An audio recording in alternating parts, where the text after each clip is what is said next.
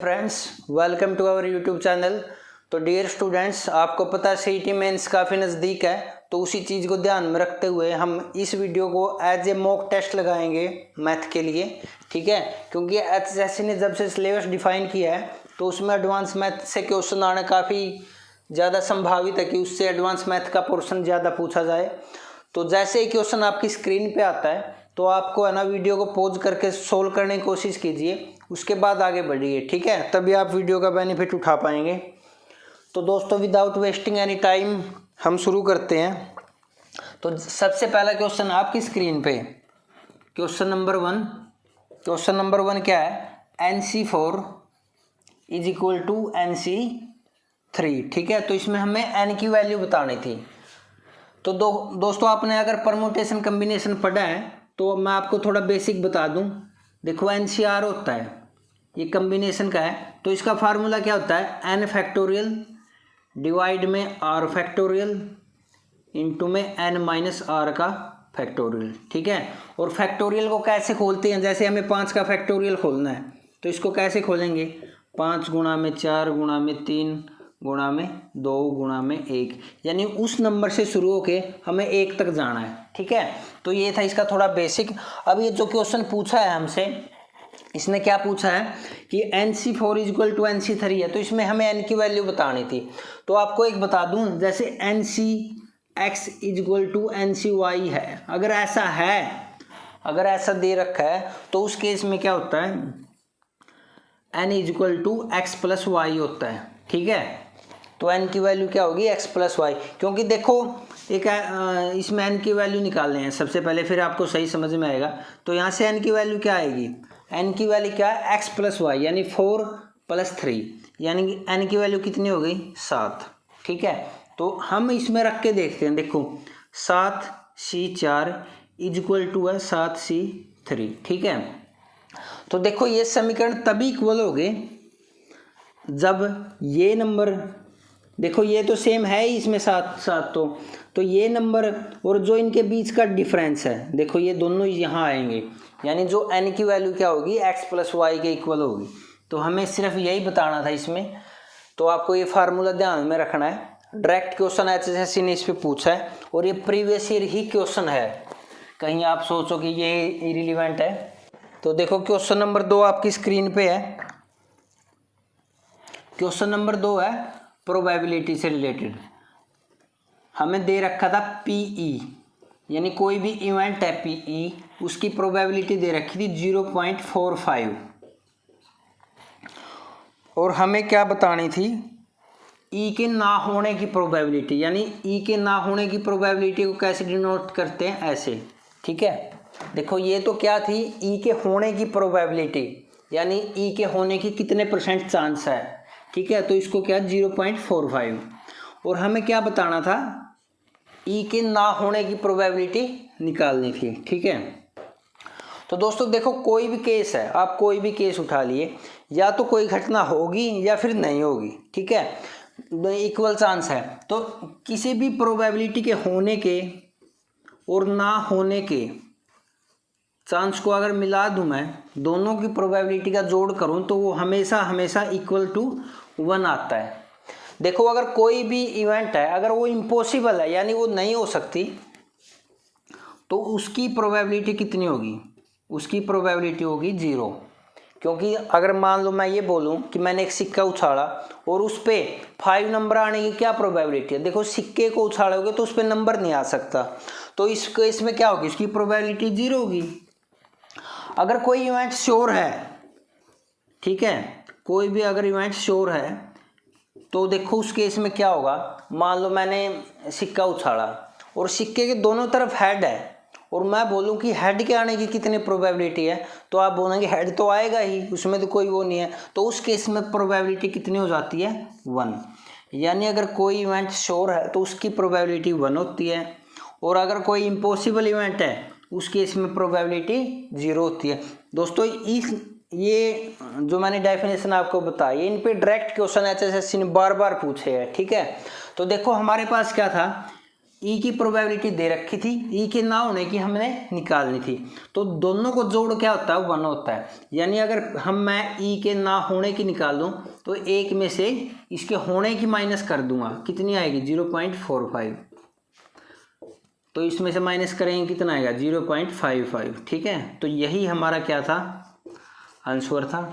काफ़ी आसान क्वेश्चन था, लेकिन प्रीवियस ईयर क्वेश्चन था। एचएसएससी रिपीट कर सकती है।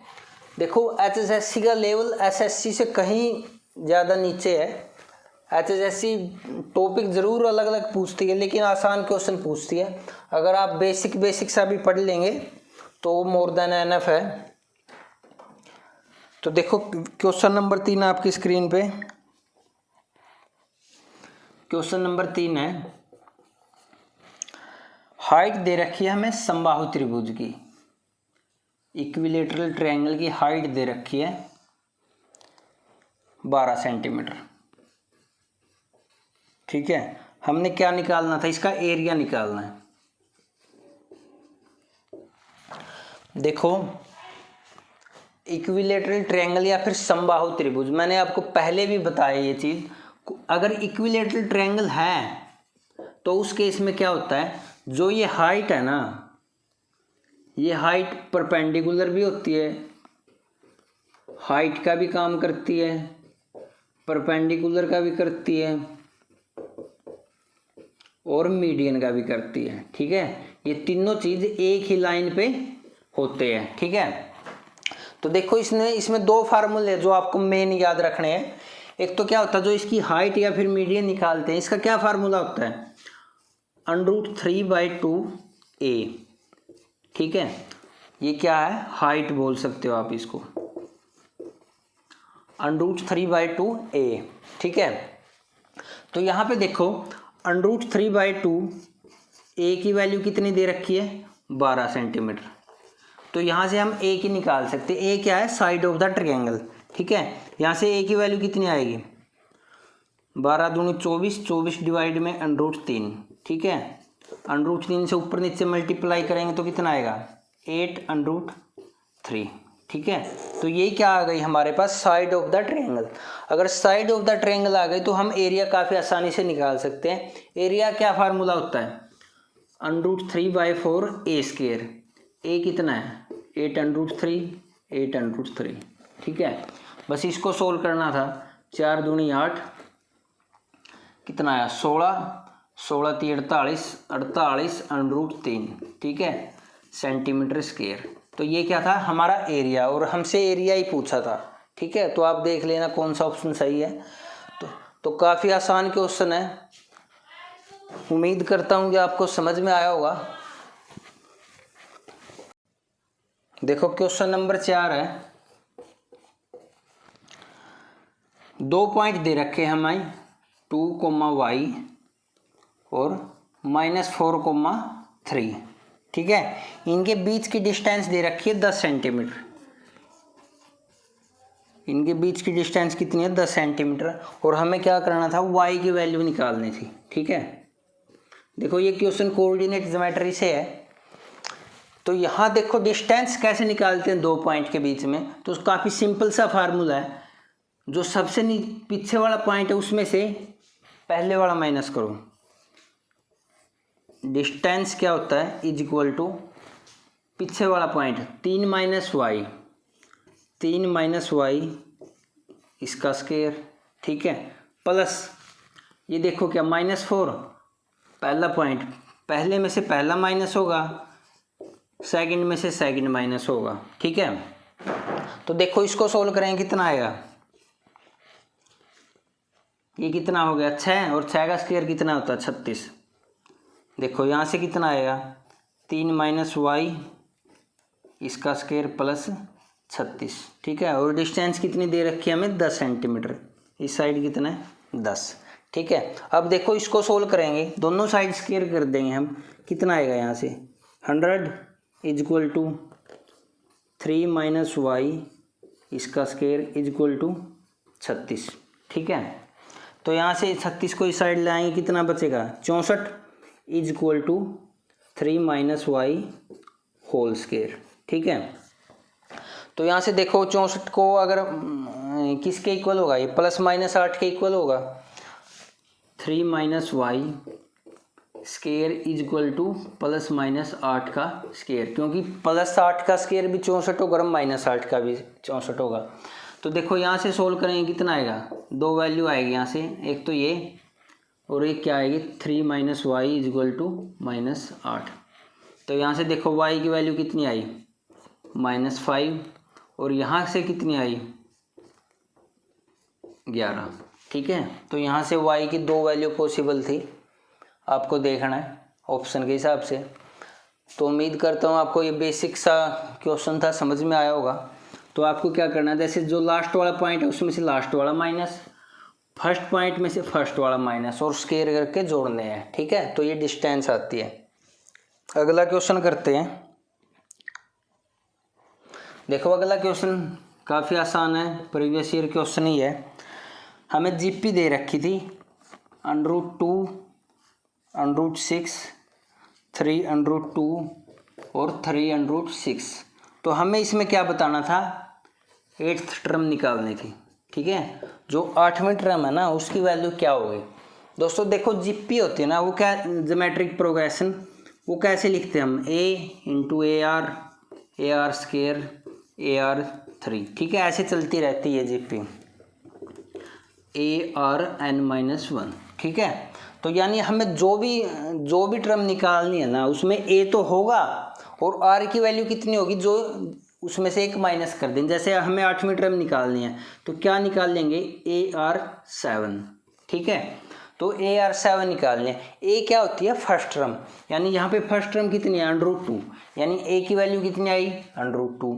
r की वैल्यू क्या आई, r क्या होता है रेशो, यानी जो फर्स्ट से सेकंड में जाते हैं जिस रेशो से मल्टीप्लाई होता है। देखो यहाँ पे कितना है √2, √6, यानी यहाँ से जाने में कितना क्या किया हमने, √3 से मल्टीप्लाई किया। तो वही चीज़ यहाँ पे है, r की वैल्यू कितनी आ गई √3।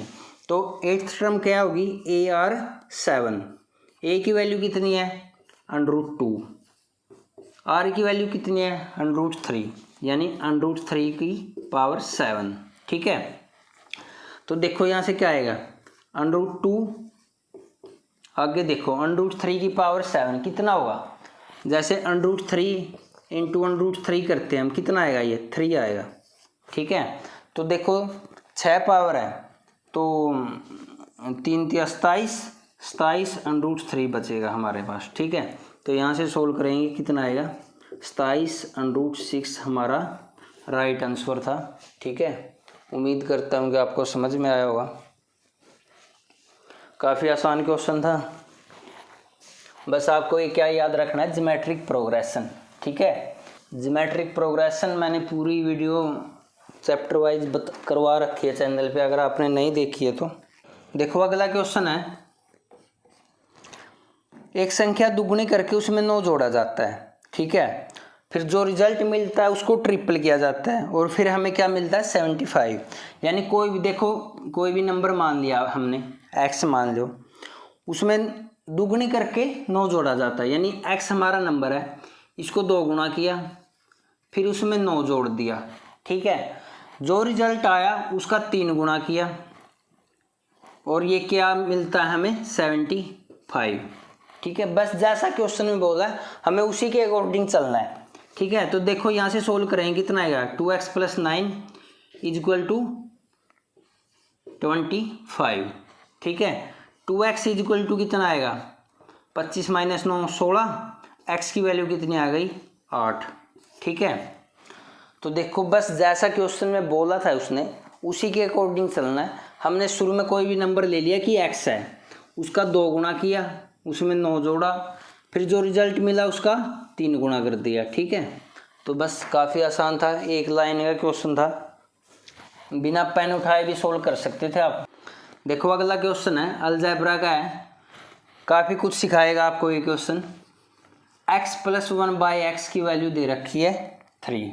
ठीक है, और हमसे क्या पूछा था x की पावर 4 + 1/x की पावर 4, ये पूछा था। ठीक है, तो देखो x + 1/x की वैल्यू 3 है, तो हमें क्या करना है, देखो x की पावर 4 तक जाना है। 4 तक कैसे जाएंगे, तो सबसे पहले इसका स्क्वायर करेंगे। स्क्वायर करेंगे क्या आएगा, X square plus 1/x square, यानी a square plus b square plus 2ab। 2ab, ab मतलब x इंटू 1/x, तो x से x कैंसिल, यानी 2 बच गया। तो इस साइड भी स्क्वायर होगा, स्क्वायर होकर कितना होगा 9। तो देखो यहाँ से क्या आएगा, X square plus 1/x square is equal to 9 - 2 7। देखो हमने क्या किया, ये यहाँ पे एक पावर थी इसकी, स्क्वायर तक जाने में हमने क्या किया, देखो वैसे तो ये फार्मूला है, लेकिन आपने एग्जाम में ये नहीं करना है क्योंकि इसमें टाइम ज़्यादा लगेगा। आपको डायरेक्ट माइंड में सेट करना है कि एक पावर से 2 तक जाने में क्या करना है, जो यहाँ पे नंबर है ना उसका स्क्वायर करो और उसमें से 2 माइनस करो, ठीक है। यानी 3 का स्क्वायर किया 9, 9 में से 2 माइनस किया 7। ऐसे ही स्क्वायर से 4 पे जाना है, यानी 2 वैल्यू से 4 पे जाना है, तो उसका भी हम स्क्वायर करके 2 माइनस कर देंगे, यानी 7 का स्क्वायर 49 में से 2 माइनस करेंगे कितना आएगा 47। आप करके देख लेना, यही आएगा, क्योंकि देखो यहाँ से x प्लस 1/x से स्क्वायर तक आए, हमारा आंसर 7 आया, ठीक है। यानी स्क्वायर करके 2 माइनस कर दिया।